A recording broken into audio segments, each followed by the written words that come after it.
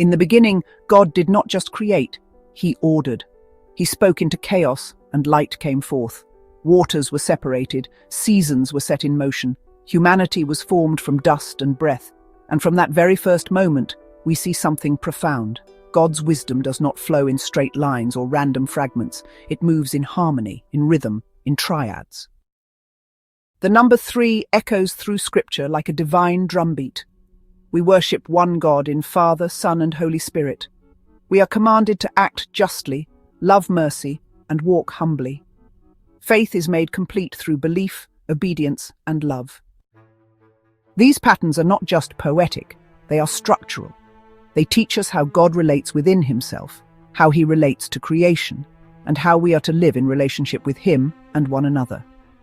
This is the heart of what we call the biblical triads, a framework of understanding divine truth in threes, not as isolated truths, but as truths in mutual relationship. What one does, the others respond to. What one lacks, the others compensate. Together, they form not just doctrines, but living dynamics. Let us begin then with the first and deepest of these balance. When Moses ascended Mount Sinai, he heard the Lord proclaim his name. The Lord, a God merciful and gracious, slow to anger, abounding in steadfast love and faithfulness, yet who will by no means clear the guilty. Exodus chapter 34, verses 6-7. Here, God reveals himself as a union of 3 forces: justice, mercy, and truth. They are not in tension, they are in balance. Each relates to the others, sustaining the moral equilibrium of the universe. This is the first triad.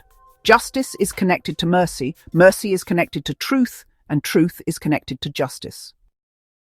We see this balance in the story of the woman caught in adultery. The law said she should be stoned. That would be justice. The crowd, armed with stones, demanded judgment.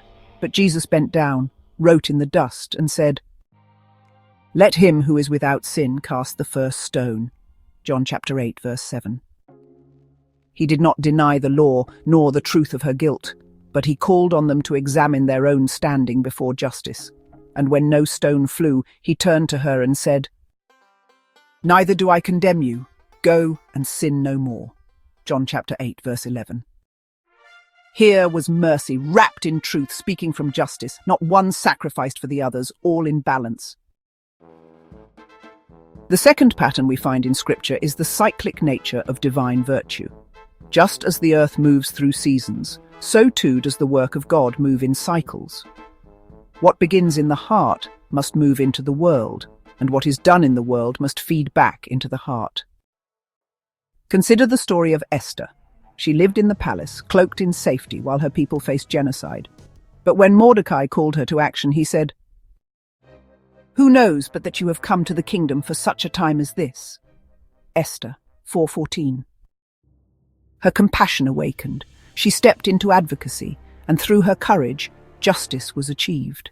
The cycle was complete. Yet this pattern also reveals its inverse. When compassion dies, advocacy falters. When we are silent, justice disappears. The reverse cycle, the feedback of injustice, leads not to redemption but to decay. Now we turn to the causal triads, where one thing leads to another, and the absence of one leads to collapse. Here we move from divine character into divine interaction.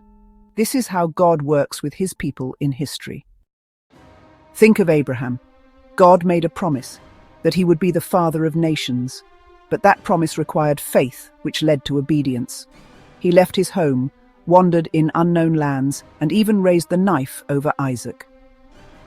In the end, the promise was fulfilled. It is not that God's power depends on us, but that his promises are walked into. The cause produces the effect. When faith is absent, fulfillment stalls, not because God is unwilling, but because we are unavailable. This is echoed in James, "Faith without works is dead," James 2:26. And in Jesus' own words, "If you love me, you will keep my commandments," John 14:15. Love, obedience, and reward are linked in divine causality. What then happens when we enter the life of faith? How does God bring the outsider in? Here we turn to the inclusive triads. patterns that pull all things together into grace. The story of the thief on the cross shows us this vividly. He believed in Jesus. He defended him with his words. He could do no good works, nailed in place, but still he received grace. Why? Because even dying breath can participate in the divine pattern. Belief leads to action, and action leads to grace, and grace leads to belief and action. Belief alone is not enough. Demons believe. But belief that moves us into action opens the floodgates of grace. And grace, when truly received, leads us back to belief and action again. It is not a one-time event. It is a spiral drawing us upward toward God. The final triad we must understand today is the one that most fully reflects the heart of God, the harmonic triad. Love, justice, and mercy are not three competing forces in God.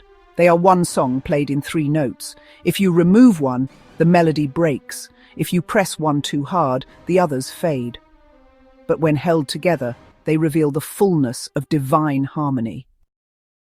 Micah speaks this clearly. He has told you, O man, what is good, and what does the Lord require of you but to do justice, and to love mercy, and to walk humbly with your God. Micah 6:8.